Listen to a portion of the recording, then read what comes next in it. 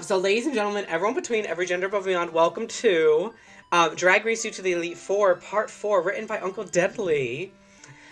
Previously on Drag Race You to the Elite Four, Mia Easily, Pokemon drag trainer extraordinaire, arrived in Heartford City, home of the final gym in the Nanacup Pokemon League.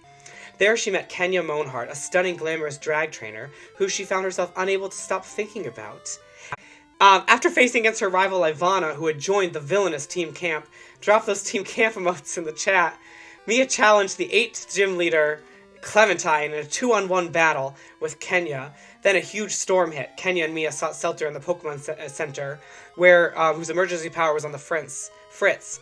But just as Kenya and Mia were starting to make real sparks, Professor Charter called. We needed Mia's help in capturing the legendary Pokemon of the Nanacup. Will Mia capture and save the region from the most epic of storms? Find out in Part 4. Part 4, anything you can do, I can do better.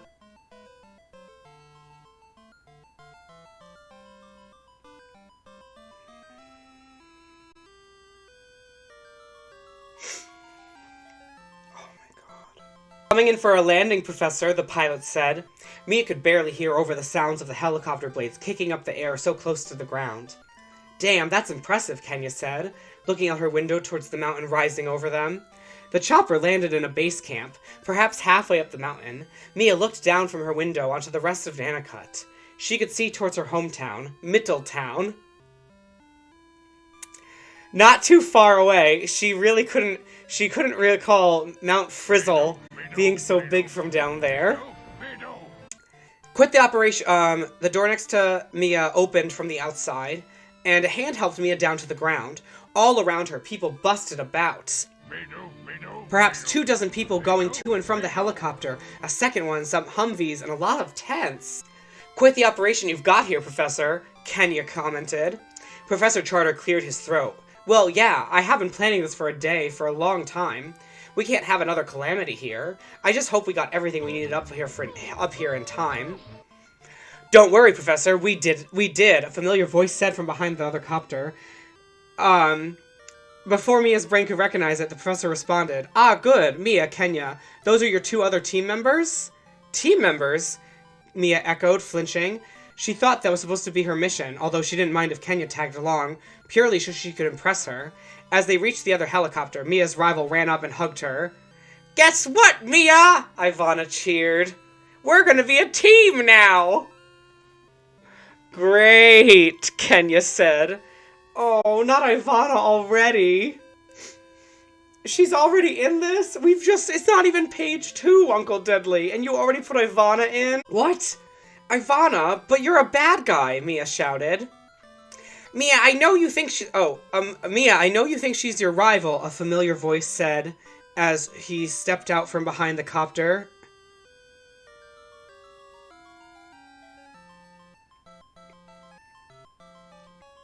Mia gasped. It was her ex-boyfriend, Peter. But Ivana is one of Professor Charter's research assistants, same as you. She got her starter Pokemon from him at the same time. No, she got a second Pokemon from him. She already had her Meowth before Charter came along. Wait, is that why you dislike her? Because she got to be a trainer before you? Kenya asked. No, she shouted before she could even consider the question. She turned and protested to the man who brought them all here. Professor, she's a part of Team Camp. You can't let her near the legendary Pokemon. Actually, Mia, Charter said, clearing his throat, Team Camps were the ones who tipped me off the legendary Pokemon was returning. They may be thieves and terrible performance artists, but their money was invaluable. Helicopters aren't free, you know. And there was a lot of trust fund kids in their organization. Oh my god. Mia looked back at their transport and noticed sheets of plastic starting to peel off, and to reveal large glittering C's painted on the sides. Now come inside the tent so we can start the briefing. Hi, I'm Peter, Mia's ex said, reaching out a hand to Kenya. Mia's skin tingled. Mia and I...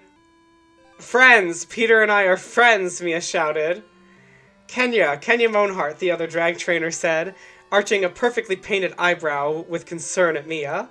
Inside the tent they found rows of chairs and an old school projector. The kind you'd only see on rainy days with substitute teachers in grade school. Mia dropped carefully into one of the plastic folding chairs. Kenya and Peter flanked out. Ivana sat one row ahead. Three people in lab coats gathered around the screen with clipcords. A bald, bearded man with two women, one with long, flowy brown hair, the other long and blonde and seated. Let's begin. As you all know, 500 years ago, Nanakut was in great turmoil due to the incursion of invaders from another world. The projector began to play. Kenya reached out and took Mia's hand. The very tiny and very feminine hairs on the back of her neck stood up. She turned, not towards Kenya, but towards Peeta. He flicked his eyes over at her and smiled. Why was he here, Mia thought. Yes, of course he was the professor's assistant. But what was how they met? They had a friendly battle before Mia fought her first gym battle to see if she was ready. He had bought her dinner after her gym victory to celebrate, and from there... but as her journey continued, and it had not worked out, he kept having to go where the professor sent him, and she had her quest to think of. They were incompatible goals. Somewhere around her fourth gym badge, they had decided to just be friends. He still called her, leaving short messages on her iBerry from time to time, mostly strange, nonsensical musings about his Pokemon research.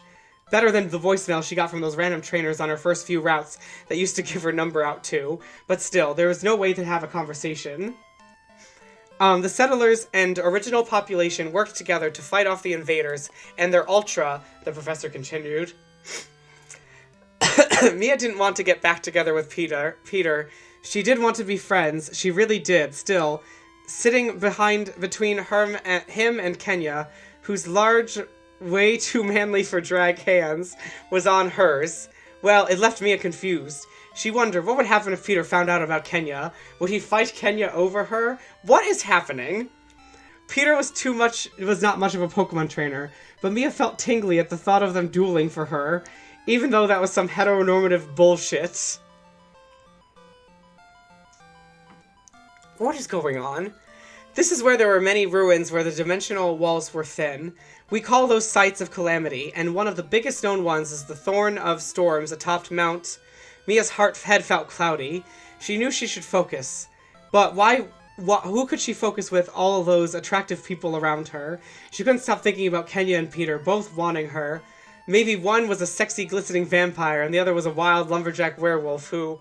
No god, not a Twilight reference. She shook her head. So although the legendary Pokemon drove back the invaders to the realm, I dread what it means if the Pokemon have returned. It could rip open the boundary again. So we could have to go up there and stop it. Mods, will you explain your role in this?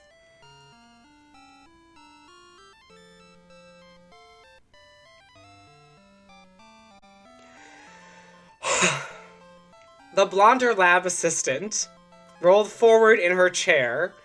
Ahem, my name is Britt, and this is Allison and Chris. We are Professor Charter's Monitor and Observation Division. We have all gathered as much data as we can about the ascent up to the large part of Mount Frizzle. The Pokemon on the mountain are quite fierce, and we are not skilled fighters. This is where you three come in. You trainers need to help us get to the top. We will keep your Pokemon in fighting shape as we go. Once up there, it will be your job to quiet down the legendary Pokemon by any means. By any means, even capture. We will be gathering data. Now, I know you four have had a complicated history, so no funny business or we will ban you from the expedition. Mia realized the mod, Britt, was looking right at her when she said that. Mia held her hand up to her padded breast in shock.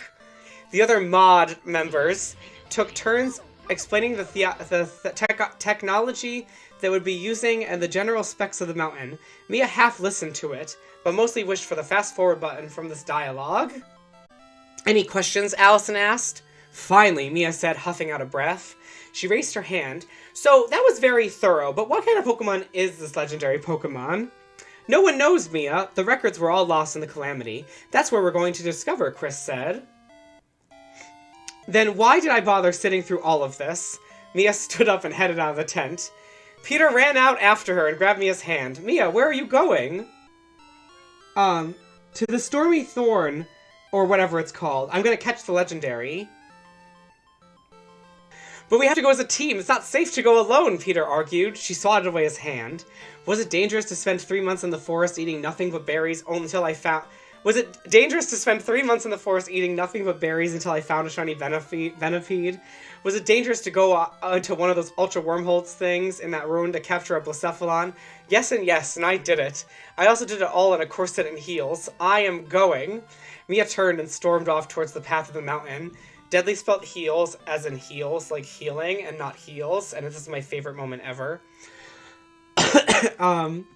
In heels, blah, blah, blah, I'm going. Mia turned and stormed off towards the path up the mountain. Wait, Mia, we're coming too, Ivana shouted, running out of the tent. Kenya was close at her heels. Now it's spelled right. Kenya walked up to her. No, this is my mission, Mia shouted, not yours. Kenya walked up to her.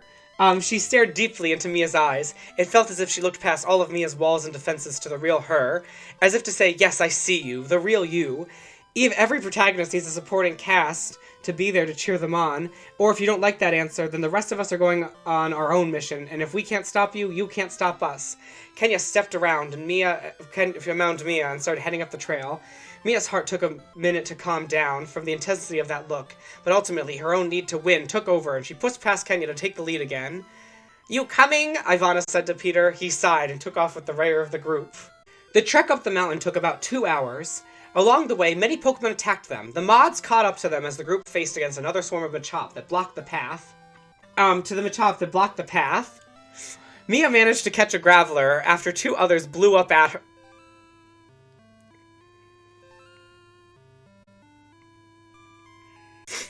Mia managed to catch a Graveler after 2 others had blown up at her. Kenya added a bright pink Gastrodon to her team and threatened to name it after Mia. Ivana snagged a Berserker, despite Mia's protest that it was a terrible Pokemon. Halfway up, they stopped to rest for a few minutes at some ruins. Are these them? Ivana asked. No, Allison explained. This is a mythical site, though. This is where a Pokemon that the original inhabitants of the region revered as a servant of Arceus appeared and defended them on their absent up the mountain. Mia stopped and looked over a relief painting on one of the crumbling walls. She scanned it with her Pokedex and was surprised it found a match. A Zarude? That's right, they call this place the Shrine of the Silver Monkey, Britt said before rolling up on... I'm gonna let that one go, Mia said to the camera before following. As she walked away, she began to overhear Peter, who had approached Kenya again. Seems like you and Mia have formed quite a connection. How long have you known her? Kenya shrugged. About 3 days now, although I've been seeing her all over the region since the journey began. I think I saw you and her together once at a restaurant. Were you an item? Peter finished the question. Mia shivered in nervousness. Yeah, we dated for a few months and it didn't work out. She never quite looked at me the way she looked. How's that? With contempt? Kenya laughed at the end. So Mia hopped it with a joke. But deep down she worried. Had she actually hurt Kenya Listen, Peter said. Mia didn't have it easy growing up. It is a suitably sad story about friendship and loss and other stuff. I'd explain it all to you, but it's Mia's birthday as she's reading this, and I don't want to make her cry on stream. So make up your own suitable sad story that has a TV Y7 rating. Wow, I had no idea. That explains why she's so self-reliant, proud, and why she cares so much about her Pokemon, as if they were more than just her team, but her closest friends. That's right, Mia loves people too, but it's easier for her to love Pokemon. I think she finds that... I just read the next sentence. I think she finds that only other people can hurt her. Well, and maybe that one really awful villager in Animal Crossing, whose name we don't speak. Thank you for telling me, Kenya said. I don't know you, but I know Mia better than she thinks. You have a real chance with her. You might have to be patient for her to see that, but when she realizes how much she cares for you, look out. Being loved by Mia is like nothing else in the world. Mia fought the urge to look back at the 2 people behind her for fear that if she did, her walls would crumble and she'd be able to hide anymore. But not that it mattered. Kenya had already seen her into her soul and not even blinked. Listen, Mia, Ivana said, coming up to her side. I wanted to apologize.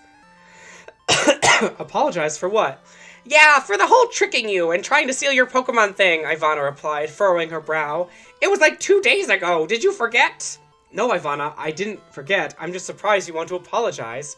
Well, sure. You're my bestest friend, Mia. We're practically sisters. I hate thinking I ruined it. You literally tried to steal Pokemon from me.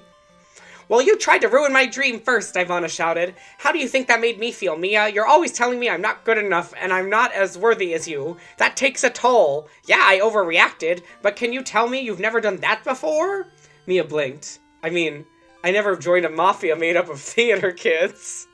I'm sorry, I tried. Ivana started to walk off.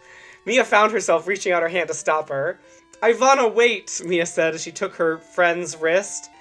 Echoes of Peter and Kenya reaching out to her in the same fluttered thought same way fluttered through her mind. I'm sorry. Ivana's eyes widened. What? Come on, don't make a big deal out of this. Oh, I'm gonna make such a big deal out of it. Everyone, guess what? Mia apologized. I didn't even say what I apologized for. I could have been apologizing for saying your wigs looked good.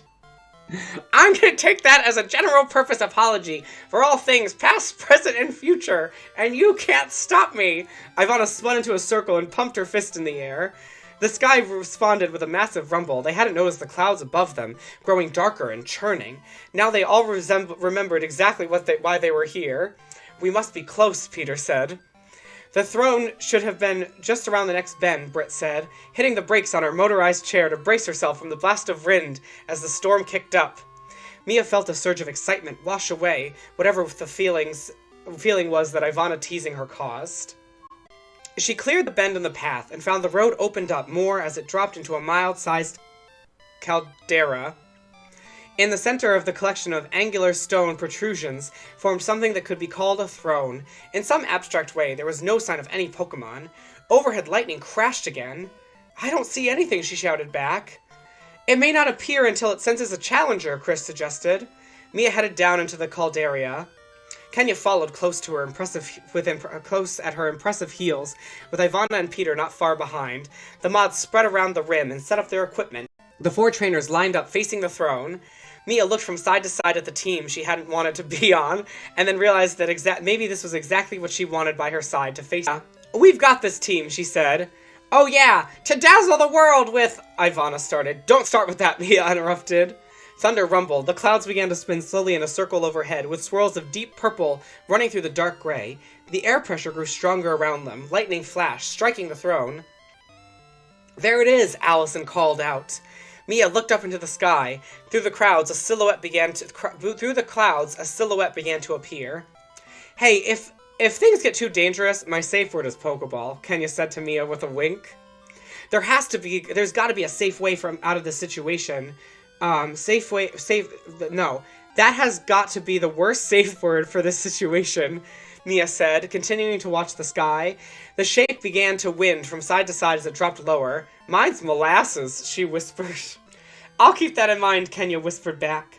An ear-splitting cry tore through the air around them, tore the air around them apart, and the legendary Pokemon swooped overhead. The creature must have been 12 feet long, big for a legendary. Long, lean, serpentine, blacker than the clouds above. Is it a Rayquaza? But crackling with yellow highlights. Is that a shiny Rayquaza? Peter asked. Oh, fuck, it's Mega Rayquaza, Kenya shouted. What's it doing? What's it doing? Ivana cried out. It circled around the throne, which began to pulse with purple light. The wind seemed to sing a catchy battle tune as Mega Rayquaza began to glow. And then it began to grow. Holy fuck, it's Dynamaxing, Mia exclaimed. 20, 30, 40 feet long. The Sky Dragon grew and grew as the energy from the throne poured into it. How the fuck is it doing that? What kind of terrible ROM hack are we in? You can't both Mega and Dynamax. Weren't you listening to the professor's lecture at all? This is what a calamity did, Mia, Peter explained. Fine, you got me. I wasn't listening. Now, what are we gonna do? Are we gonna do anything about this or not? Mia huffed. She considered which of her Pokemon she had with her that she felt best about using. Ultimate, she chose one of her newer Pokemon, and she had caught a few weeks ago, and has been trying to train properly. She may not be ready, but Mia chose to believe in her. I believe in the heart of the cards. Go, Queen of Hearts! She threw out a dust ball. It burst open, and a tall female Weavile appeared before her, eyes bright and ready for battle. Alongside her, 3 more Pokemon appeared. Kenya sounded a Azumarill, Ivana an Alolan Ninetales, and Peter, bless him, a Porygon Z. He looked over at Mia. What? He knows Blizzard! Rayquaza roared again, blasting Mia nearly off of her feet. Queen of Hearts, Ice Beam! In a flurry, attacks fired off from the 4 Pokemon. Swirls and blasts of ice and water. The dragon flew at them with extreme speed, knocking everyone over. The Pokemon quickly recovered and fired off more ice, except Azumarill, who blew a kiss. That seemed to unnerve a dragon a little more than the ice, as little hearts danced off as the kisses impact. Circle and opened its mouth in the sky. The storm grew stronger as the legendary Pokemon unleashed Hurricane against the group.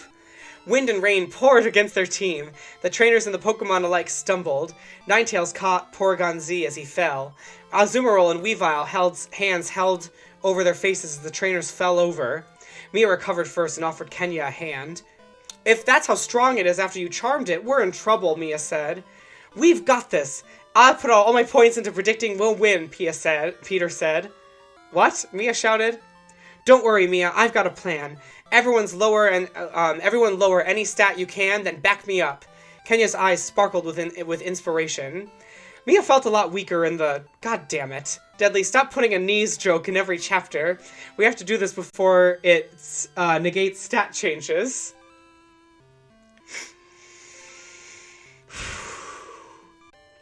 I can do that, Mia said. She realized she had begun to trust Kenya. Weavile, screech! All of the Pokemon began to shout and scream and flail about. Rayquaza seemed shooken up, mostly by how stupid they looked. Meanwhile, Azumarill spread out a pink mist that coated the terrain. Mia recognized misty terrain and got what Kenya was putting down. Rayquaza, wasting no time, charged up and fired a Dragon Pulse. The attack slashed across the caldera. The group erupted underneath the Pokemon. Weavile, Azumarill, and Ninetales held on all right, but Porygon Z fell from the sky. He bounced a couple times and then fainted. Peter rushed to his side to try to take care of it. All right, let him have it, Kenya said. Cry havoc and let's sip the Pokemon... God damn it. Cry havoc and let's sip the Pokemon of war! Ivana cackled. Lightning flashed behind her as she caused it. Her Pokemon leapt into the sky, creating a swirling blizzard in its wake, as it streaked across the massive dragon's hide. Sheets of ice exploded across Rayquaza's midsection. Come on, Zuzu, use Play Rough! Kenya commanded, a big smile on her face. Zuzu? Mia teased. Oh, come on, it's a cute name! Zuzu, the Azumarill, bounced on its tail and leapt into the sky, extended a tiny blue arm and landed a punch straight into Rayquaza's jaw. The dragon roared in pain. Something flashed. Mia squinted. She had seen something. What was it? The dragon began to rumble and growl. Pressure was building up. Mia needed to land this hit now before it reset everyone's stat changes, including its own. There, a spot on its throat looked damaged and vulnerable. It was just above where the kiss had landed, and sheets of ice were still surrounding its neck. Weavile had an attack that was not very strong, but precise. Hopefully stab bonus and lowered stats would do the trick. Hearts, Icicle Spear, Mia commanded. For a second, it felt like the air grew still. More still. I mean, there was still a shit ton of wind blowing around and thunder rumbling, but it's a sliding scale thing, calmer than it was before. Or maybe it was just Mia who was calmer. A long icicle formed over Weavile's hand. She grasped it, narrowed her eyes as she pulled her arm back, and let it fly. It arsed through the air, unnoticed by Rayquaza, and then it pierced the dead center of the spot Mia had seen. The dragon cried out. All the sheets of ice shattered, spraying tons of tiny ice-like daggers around Rayquaza. The legendary Pokemon of Calamity shuddered as the purple light shot out from its wounds. All of the air and ground shook for a good 10 seconds before Mia noticed. They had done it. Rayquaza was beginning to shrink. Not much, but enough to know that they had disrupted the Dynamax energy. We did it, Ivana said. She danced around with her Ninetales. Quick, someone capture it, Peter said. Mia put a hand on one of her unused Pokemon, but stopped. She looked at Kenya. Kenya, you should do it. You started the strategy we needed. I'd have gotten it eventually, but we wouldn't have been able to done it fast without you. Aw, Mia. Thanks, Kenya said. A little bit of blush coming through her blush. But no, this one is yours. Not just because you got the last shot. I want you to have it. Mia felt something flutter inside her chest. She held her hand over her heart and nodded. She drew out a Pokeball. The Dynamax app in her iPerry activated. Energy poured around her hand and into the ball she had selected, causing it to glow white and be unrecognizable. She threw it out. There was no way a human's throw could have made it. Not unless you were a pro baseball pitcher on steroids, and everyone knew Mia was no pitcher. She spurned on by the Dynamax energy. Spurned on by the Dynamax energy, it flew true and burst into a sphere of prismatic light that surrounded Rayquaza. The spear shrunk rapidly, collapsing into a small point like a tiny star. It fell on the ground and rolled around 3 times before the extremely cathartic click told Mia she had successfully captured it. Amid cheers from her peers in the Pokemon, Mia ran over and picked up the ball. Excellent work, Mia. Mia turned. Coming down the path from the Calderia was Professor Charter and the 3 mods, only something had changed. They all still wore lab coats, but they were something different. Something flashier. Something more menacing. High pointy collars, neon trims, and under fabric. The girl's hair had been hastily spray paint matching neon colors with hairspray that froze it in a strange swoops and swirls. Silver for Allison and angled like a shooting star. Blue for Britt and done like a wave. Chris's beard was spray painted purple, and he wore comically 80s glasses frames in a purple geometric shape.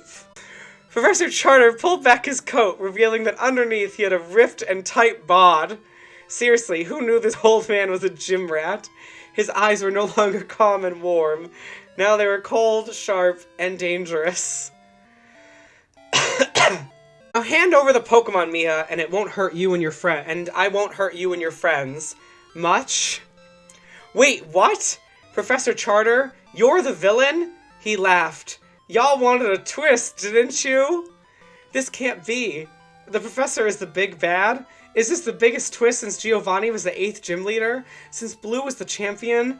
Will Mia and her friends get out of the Calderia alive? Should Mia have been paying more attention to the lecture? Will the mods ban Uncle Deadly for making them henchmen? Find out at least the last one of these if we come back for part 5 of the Drag Race U to the Elite Four. Now get a slice of birthday cake and drop those hungry Raichus in chat for Mia's birthday. And that was Drag Race U to the Elite Four by Uncle Deadly.